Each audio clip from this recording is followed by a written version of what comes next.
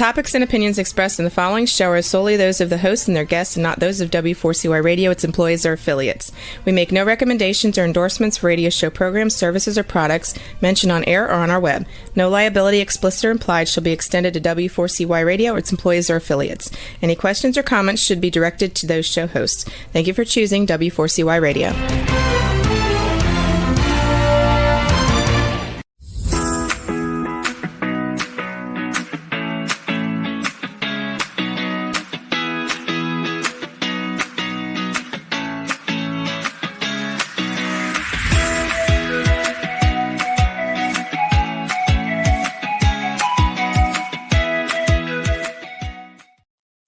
Hi, I'm Shelby Wagner, host of Learning to Dance in the Rain, a conversation about dealing with difficult issues in life and with learning to react with resilience. I hope that's what I'm doing here today, is acting with resilience. But anyway, today's show is a very interesting show called Crypto Deception, and it's one man's journey through a cryptocurrency scam. And my guest is Jeff Ford, who is currently living in Southern California and apparently grew up not far from me here in Michigan, near Detroit. He has 2 children and 1 granddaughter. After a long corporate career in the automotive industry, he was laid off during the recession and started his own business in pools and landscaping. Wow, get you to do a pool for me. After enjoying success for about 10 years, he sold that business about 2 years ago. He's unmarried, wow, and active in his local church. And he recently returned from a 6-month volunteer role in North Africa, where he was helping young entrepreneurs launch new businesses. Welcome, Jeff Ford. I'm glad to see you today. I'm glad to meet you finally. Oh, how are you doing? I'm doing well, thanks. Oh, very good. Very good. So we were just discussing that you lived near 8 Mile in north of Detroit before moving to California? Yes, that's correct. Yep. And I lived in Auburn Hills. That's where I grew up. And then after married, I moved to Oxford, and then I moved to Tennessee, and then back to Michigan over on the southwest side of the state this time. So anyway, I enjoyed living there very much. Right. So we were talking about the 8 Mile Road. You want to mention that a little bit? That was a movie, or? Yes, that was a movie about actually about a rapper, and it was very popular for a while, but no one outside of Michigan would realize what 8 Mile Road means. But if you're from Michigan, you know, I lived in a wealthy suburb of Detroit, west of Detroit, and I volunteered to do work with the Detroit Teen Challenge, where I was helping these broken people regain the footing and a foundation in their life. So I was doing a volunteer course helping them with their finances. None of them had any background in balancing checkbooks, or, you know, and many of them were leaving the program with huge amounts of debts and unpaid alimony and the rest. So I was trying to help them. Ironically, I guess now as I look back, trying to help these other people with their finances, I guess later on I was self-victimized, I guess, with my own experience with finances.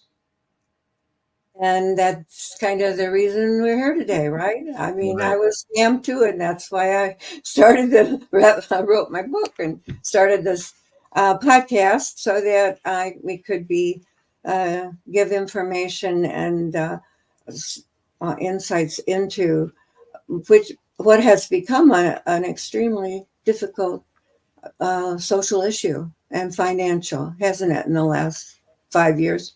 Yes, certainly. I guess I was kind of on the beginning of that, because my first time I was scammed was in 2017, and so And yours was more recent, right? Yes, that's correct. Yes. So would you like to tell us how how did you get interested in cryptocurrencies and that particular investment? Well, I wasn't actually. I Okay. wasn't interested in it so much, but the way it started, I I didn't recognize any of the red flags or the issues, and frankly, I was more uh, wanting to believe the truth of what I was hearing than being realistic. I was being naive, and I wanted to believe what was impossible to believe. Right? Oh, I wanted to believe too. Yes. So I don't know if you want me to tell a little bit about how it started, but Yes, but let's start right from the beginning. sure. Was it a romance scam to begin? I Well, mean, it was. sorry. I guess I would call it a romance scam. It was.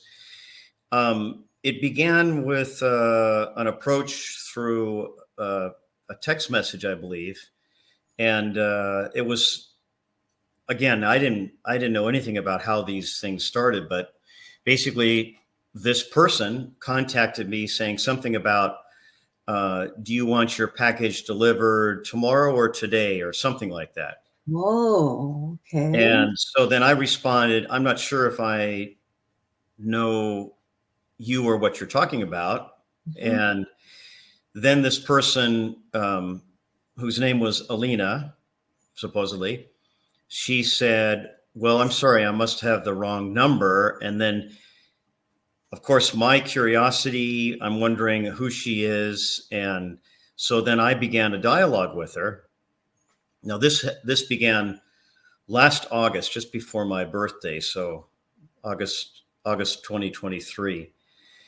And so we began a dialogue. And um, over the course of several months, uh, we exchanged hundreds of text messages back and forth. And it wasn't, frankly, it wasn't sexual. It was a friendship kind of acquaintance. We compared, favorite movies. I sent pictures of the books that I'm reading. We had long theological text messages back and forth about uh, my faith and her lack of faith, and pros and cons and the rest. So we really built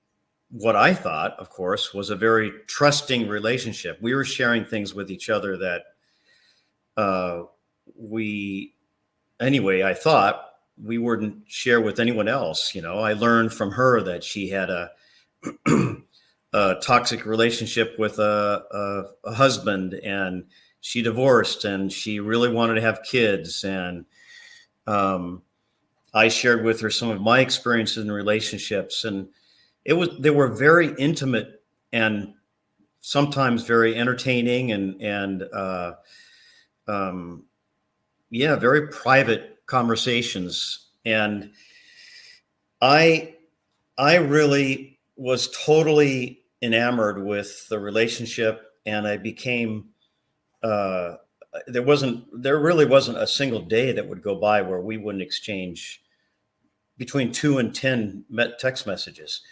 And this happened over a course of about 3 months. So Mhm. September, October, November. Yeah. So around the 3 month period of time, I and she texted me about how her uncle is involved with investing in Hong Kong. He has a whole staff of advisors, and they have been very successful in investing. She never asked me for any money. She never asked to join to do an account with her, but she invited me to participate in, not only with her but also with these other friends of hers that she had let in on this information. So I opened an account um, with Interactive. I think it's I forgot, Interactive Brokers. I think it IBKR, and around actually right around Thanksgiving, she encouraged me to invest in this one stock that her uncle had said was going to do really well, which in retrospect, well, I'll just tell you what happened. I transferred a bunch of money. I transferred all of my IRA, so $60,000 or so, into this account, invested all of it. Plus I margined it, invested all of it into this stock because she was so confident it was going to do well. And it tanked within days. And so I saw a $60,000 loss in one day with my account. And so that is what is referred to classically as a ramp and dump scheme, where they basically invite all this money into one stock and then they sell earlier and apparently take the profits. And meanwhile, all our money is sucked out of it in that case. So after this, then the conversation was more like she felt so bad about my loss and she felt so sorry for this. And by the way, I let her in that I have 2 kids. I have a granddaughter. She would always ask about my granddaughter. She would want me to show her pictures and videos of her. So she felt so bad that I lost this, that she volunteered that she would send $40,000 into the account just to replenish it. Well, of course, I believe that, but it was illusory. It didn't actually go into the account. So, cut me off, Shelby, if I'm going too long. So, okay, no, we've got half an hour. Okay. So I was then encouraged to open a different account so that I could trade in cryptocurrency with this account, crypto.com. And again, she helped fund it, supposedly. I downloaded the app. The app looked totally realistic, where it had live feeds going across it. It had a helpline. Everything looked perfectly duplicated to an actual investment website. And so she wanted to help me regain this loss. So with this seed money that she sent into the account, plus additional money that I sent in, we started trading, and I saw this account on my phone go from $100 to $200 to $360,000 in a matter of within a matter of a month, right close to right at the beginning of the year. So I thought, wow, this is incredible that I'm seeing this much return. I'm seeing it right there on my phone, the $360,000 going across there. Mm-hmm. And so, and we continued our conversations. We were, exchanging messages and back and forth and still maintaining our relationship. And, but I, in my mind, I thought, this is amazing. I'll be able to pay off my mortgage with this here soon. So I was sharing some of this with my family, but I didn't fortunately encourage any of them to get involved with this. But my sister has said, you might want to pull out some of that money to replenish what you had taken from your IRA, just to have that taken out and off the table, which was good advice, I thought. And so did Alina. She said, oh yeah, that's a good idea. Why don't you do that? Well, then I applied for a withdrawal, and I got an email from crypto.com. Hey, we're really glad that you're participating and that you're part of this company, and we appreciate your business. Yes, we'd be happy to withdraw the money for you and send you the proceeds. And by the way, this is letterhead, everything looking perfectly legitimate. Mm-hmm. However, I did notice that in the verbiage, in the writing, some of the words were awkward and the sentence structure was a little bit odd, which I'm very I'm very sensitive to that. So I thought it was a sign that I chose not to recognize, but early on I could tell that there was something not right with the way it was written. Right. So anyway, this is where it all started falling apart, because I attempted to make a withdrawal, and the first email was, because you have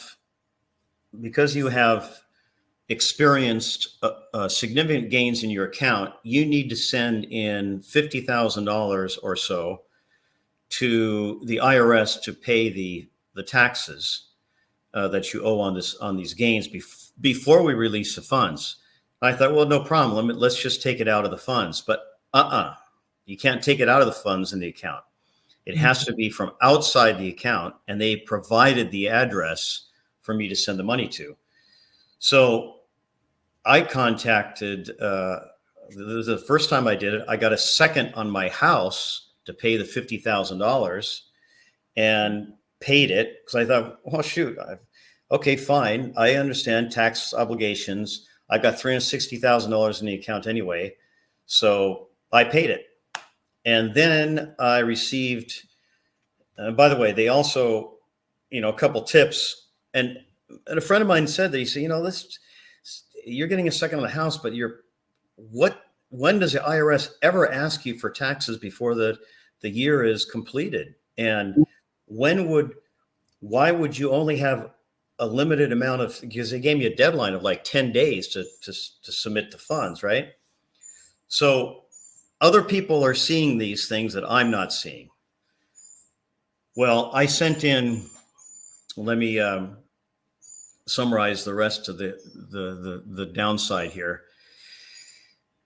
I sent in the first $50,000 on a second, and then I got another letter saying, because you were late, you're subject to fines of $12,000. Oh my gosh. Yes. Now, in this Uh-huh. case, Alina was aware of that, so she covered that fine. She said, let me pay the fine. Wow. She was very generous, wasn't she? Oh, yes, she was. And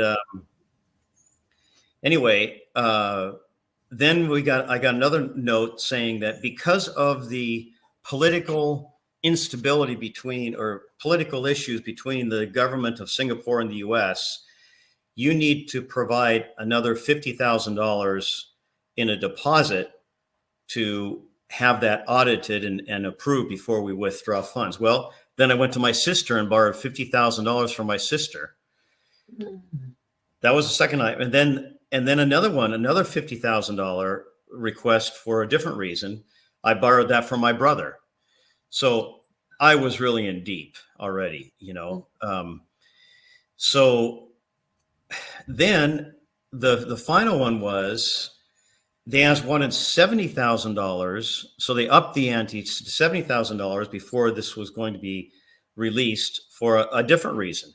Well, at this point, I had already exhausted all the pockets that I could. My brother, my sister, a second of there's no way I was going to pay that or be able to pay it. Fortunately, because I would have sent it in. And it wasn't until I shared that I was at my personal trainer. This is one of the things I hadn't mentioned to you before, Shelby, but I was at my personal trainer, and I was telling her my frustration with this, withdrawing these funds. And she said, that doesn't sound right. That sounds fishy.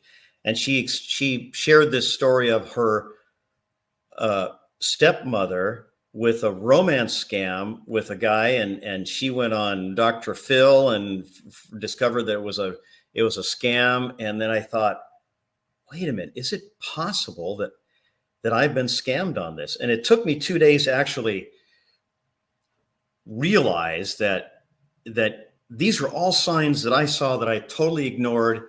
And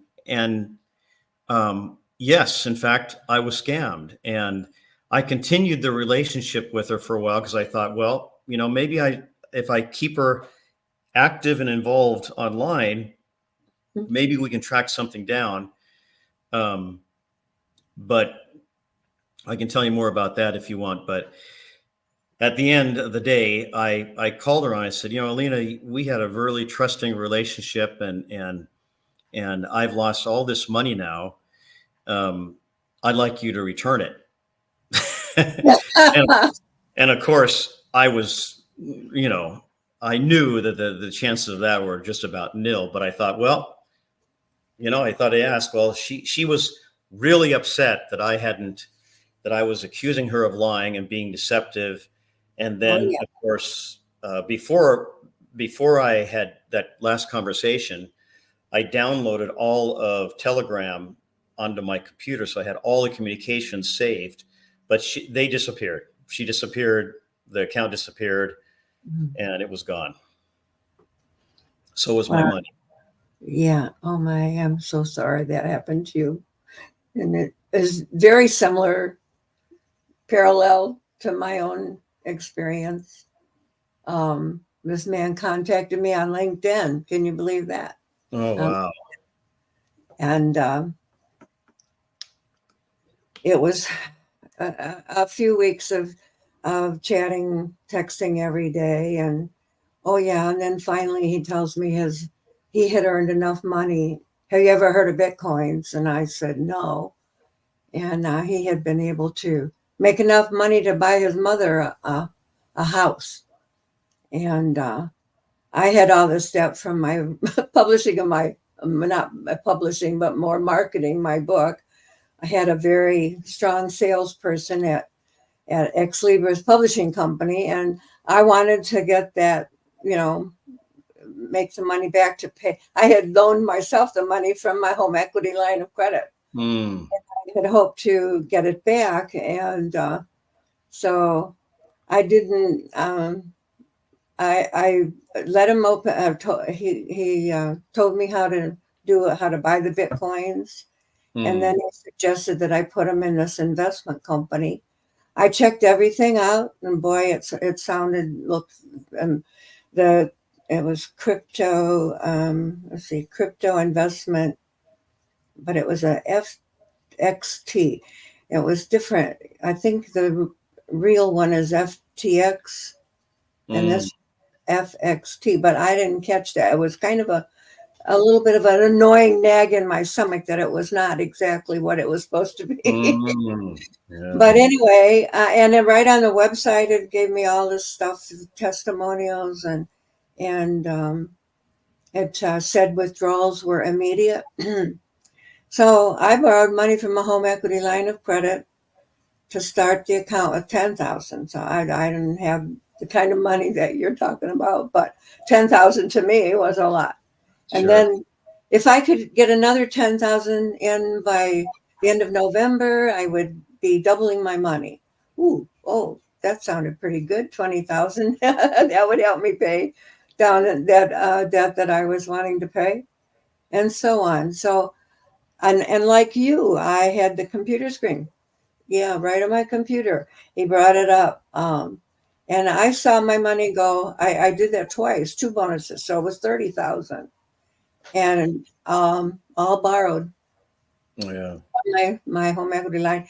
And then I saw it double. It was 60,000. Oh boy. So I'm going to take out my 30,000, pay back my home equity line of credit, There we go. Right.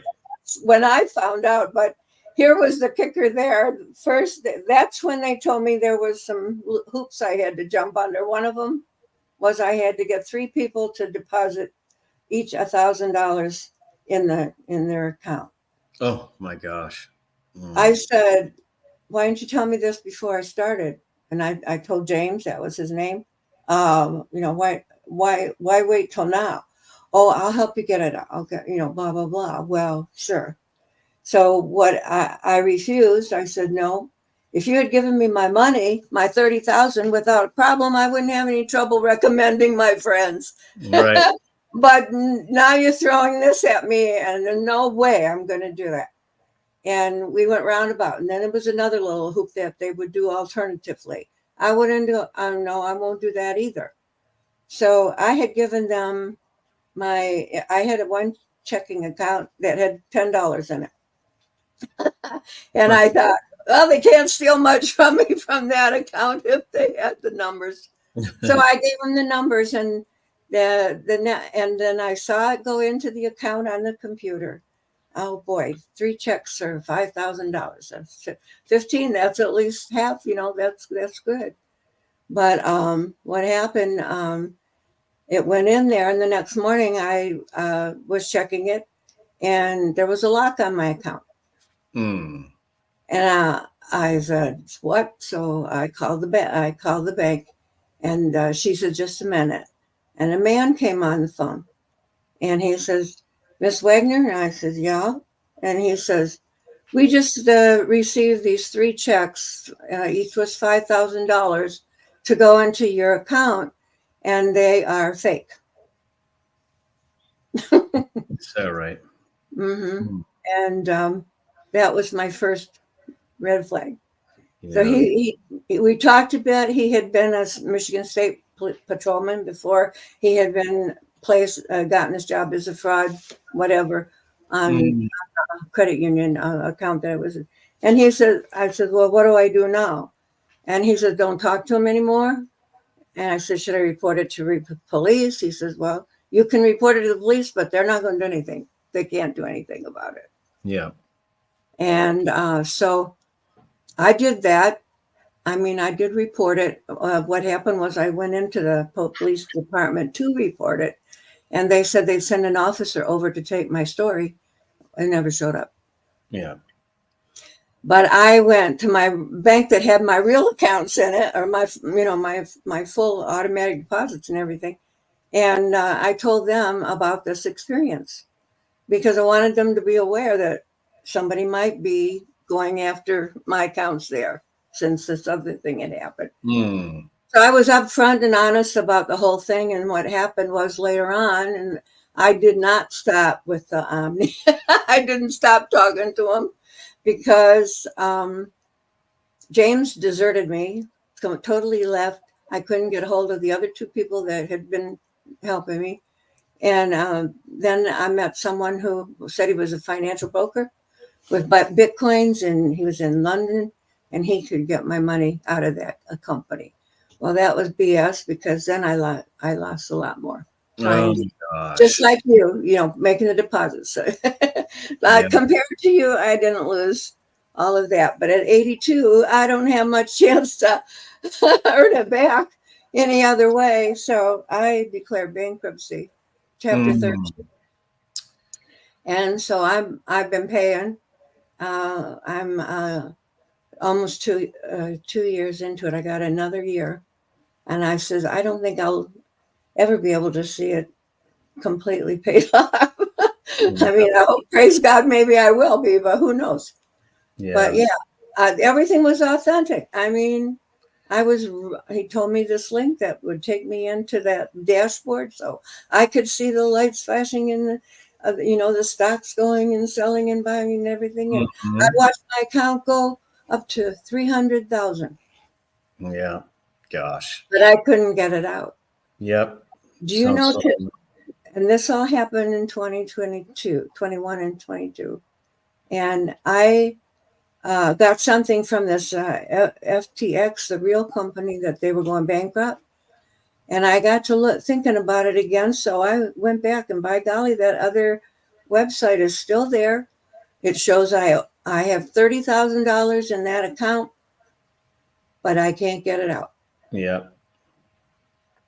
I have no way to get it out. And it's not the right company. I mean, it's the FXT rather than the FTX or something. I don't know. Mm. But yeah, so they're very good at what they do. And it's Well, still we misjudge, and we're so naive about the capabilities of being fooled, and also the technology that's used is so advanced and sophisticated that, yeah, you know, so I'm sure you went through this. Sounds like you went through this too, Shelby. After I began having some doubts, I have a friend of mine who used to work in the banking industry, and I said, "David, let's meet because I just want to show this to you." And he fortunately had been working with the fraud department of the bank. I went and met him, showed him my phone, showed him the app. He said, it's a fake app. He immediately knew it was a fake app. And Oh, he did. I of course, like you're seeing the real-time quotes going across. There's a helpline that you can contact. You can see your balance, and everything was Mm-hmm. duplicated. Mm-hmm. And yeah, and there's a good chance also that some of these, like crypto.com, we don't even know if some of these companies are legitimate. You know, they may have be in on the whole scam themselves. And I also went to the police and reported it, and there was, just because I remember them very clearly, I didn't get any report for nothing was done for 2 weeks. And finally I went in and I said, listen, if somebody was robbed of $100,000 from their house, how long would it take you to investigate this? And now it's been 2 weeks and you haven't done anything with it. He said, sorry, there's no one we can prosecute. That was their answer. But like I filed with the police, I filed with the FBI, I filed with the ITC. I considered hiring one of these scam recovery companies to track down money. But fortunately, thanks in part to some of the articles I read in Forbes and with Aaron West and the rest, I didn't do that. But they were very aggressive, and stay away from them, because if they want any money up front, then they're taking it. That's for sure. That's for sure. The only ones that are getting rich are the criminals. Yeah. I was taking 3 years ago, before all of that happened, I was taking a get booked on media class online, and it was legitimate. It was put out by Jack, the author of the oh golly, can you, my chicken soup series? Oh yeah. So I know it was, and I had to come up with a hook, for my book, or a hook, and I was having an awful time for that, and I finally hit on one that said, "Stop feeding the criminals." I thought that was pretty cool. So I was practicing. I was sitting in line at McDonald's, and I was practicing. Stop feeding the criminals. Stop feeding the criminals. Stop feeding the animals. Ooh, where did that come from? Yeah. Oh, hey, you know what? I'm 79 years old at that time. Hey, I can use that. I can say, stop feeding the animals. I mean, criminals. Yeah.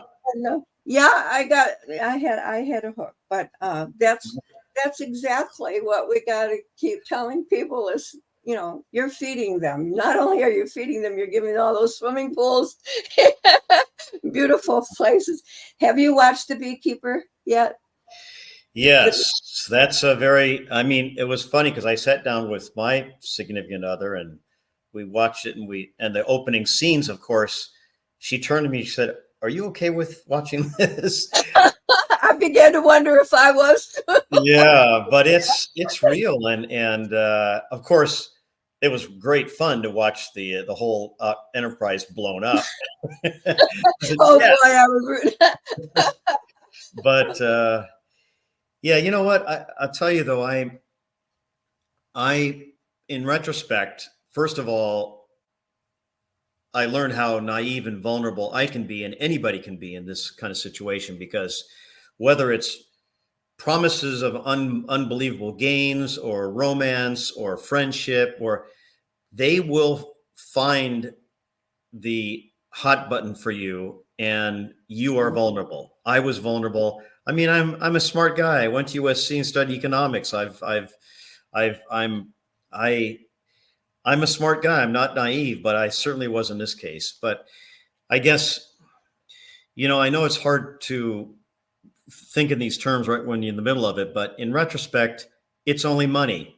Nobody died in my family because of this. I can earn the money back. I can go back to work, even though I wasn't really planning on doing it.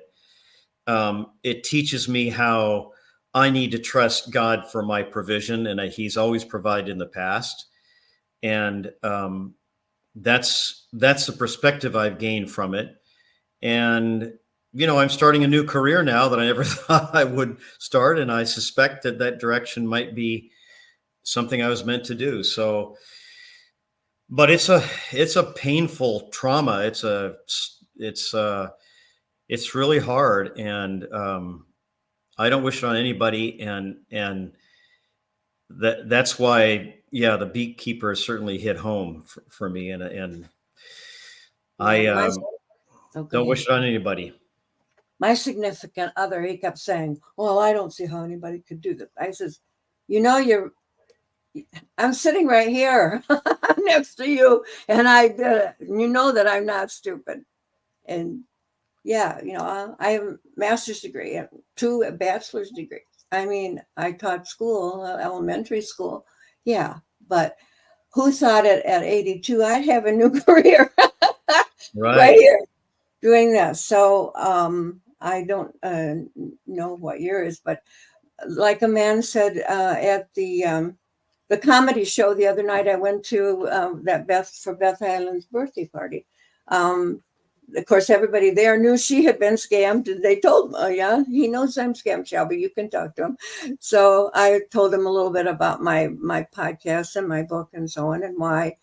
And he says, well, you're doing a really good work for the world. Mm-hmm. This has got to be stopped. And at least I'm putting myself out there. And I thank you very much for coming and telling your story. I know when I asked you, you didn't know if you were quite ready yet, because when this all happened just a few months ago, and talking about that emotional impact. Well, I'll tell you, I have to confess that even to this day, I know that Alina, her birthday's coming up July 25th, and I can't help but wonder will she contact me outside of this and apologize? And I mean, Shelby, there were points where she wanted to have a family, so there's a software. I'll just give you this one example. She took my picture and her picture, and there's a software that you can use to show what your baby will look like. Oh, really? Oh. And so she sent me 2 different ones in case the baby looks more like her or the baby looks more like him.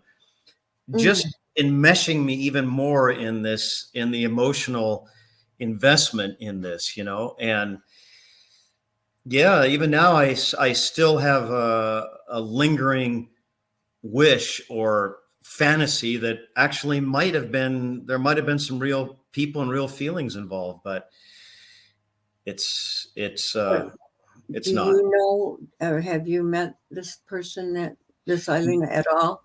No. Well, I did see her on video. We had video chats a few times, but very few times, and they were brief.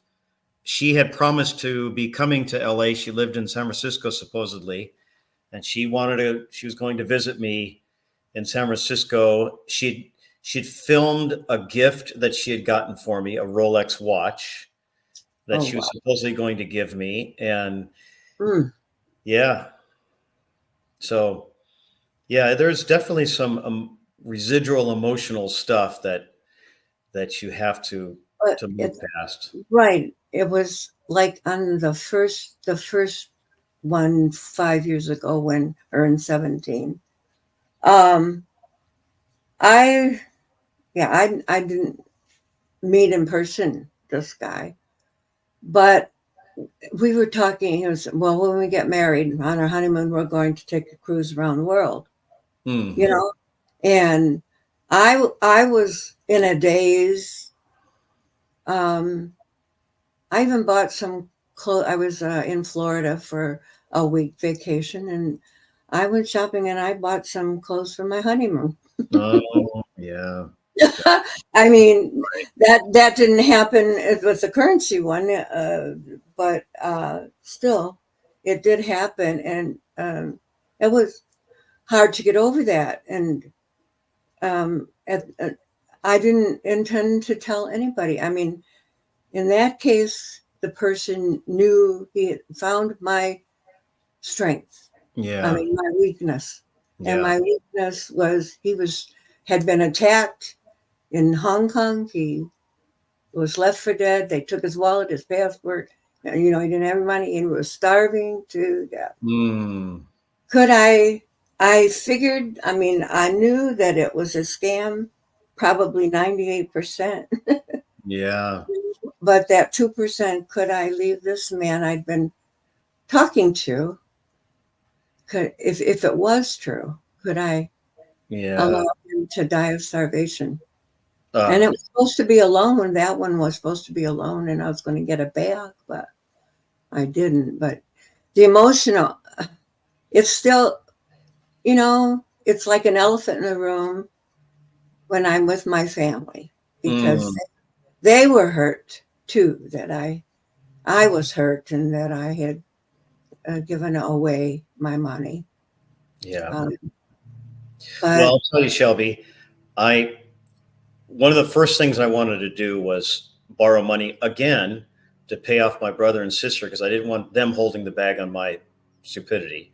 mhm. And I was really happy that was finally approved, and that was a very difficult loan to get since I already had a second on the Oh house. yeah. Uh-huh. But I'm so glad you're doing what you're doing because making people aware and getting this word out, I'm sure you've experienced it too. I mean, police department know very little about it. Most banks have never heard of pig butchering, or most of the employees are not aware of it. Mhm. Um, and especially vulnerable are people. I'm 65. 65 and over. They're especially vulnerable to this kind of thing. And so, getting the word out and like you're doing is really helpful. And I hope I can play a part in that as well. Oh, I'm very happy to have all the help I can get, and I'm very happy to meet you. This story I haven't. This is, there's just a little bit something different in every story that you hear, and most of the time, they think that, oh, you met this person on the dating site, but I met that crypto guy on LinkedIn. It wasn't a dating site. Yeah. You got a package in the mail, which I've been hearing more and more. They even have boxes that look like Amazon Prime at your door, and you open them up and they're empty. I don't quite know where that person is going. I guess they expect you'll call Amazon and say, what happened to my, I don't know if you didn't even order anything. I don't understand that scam. But what was it, 2, 3 days ago, the AT&T computers had all been hacked, and anybody that has I don't know if you have heard this, but anybody that has an AT&T account needs to change their passwords, and Wow. because everybody involved with AT&T has had, what do you call it, been compromised. Well, Shelby, let me just go back for a minute. Let me just correct something. I Oh, actually okay. didn't get a package. It was just a message in trying to Oh, entice yes. me to respond. Oh, yeah, that's right. Yeah. Uh, But I, what's really one of the things I learned I heard many years ago, Shelby, Mhm. is God doesn't waste experiences, and He's certainly not wasting yours in what you're doing. And you know, Oh, well, God help me. yeah, Lord help me.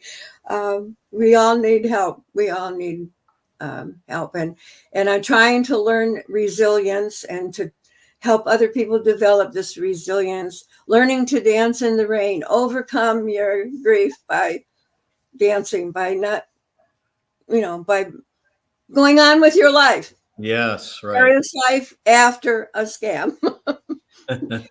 And I have met somebody now who I do. It is a good relationship, a very good relationship, Good. and I that keeps me from being lonely. Yeah. I'm glad to hear that you have met someone too. Thank you. I think I heard that in the conversation. Yes. So, okay, well, I thank you very much for telling your story here, and I thank you for your support. And I look forward to working with you on more on our committee, Operation Shamrock. I'm not real sure what all that's going to involve for either one of us in the future, but it looks good. People are growing knowledge. What are the three words? Disrupt is one of them. I can't remember. Seize, disrupt, and blow up. man, boy, I'll tell you. Oh, getting back to the beekeeper, I watched it alone one night when I saw that it was on, and I had to watch it. And so I told my boyfriend about it, and he's, oh yeah, I want to watch it. So I watched it a second time.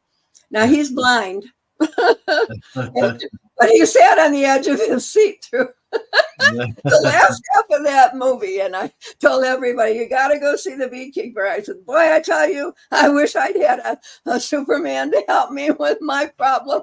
Yeah, really. But the law can't do anything about it, but the beekeepers can, maybe. Yeah. Anyway, back to my audience. I thank you all for being here for today too, to hear Jeff and his story. And I hope that we can provide value to your life and help change it for the better. Thank you very much. Next week, we're going to be learning about money and what to do with it when we suddenly are faced with being alone after being a couple for a big part of our life. So looking forward to that. Rebel, I think that we are finished, and I say goodbye, everybody. I'll see you next Tuesday at noon. All right. Thank you, Shelby.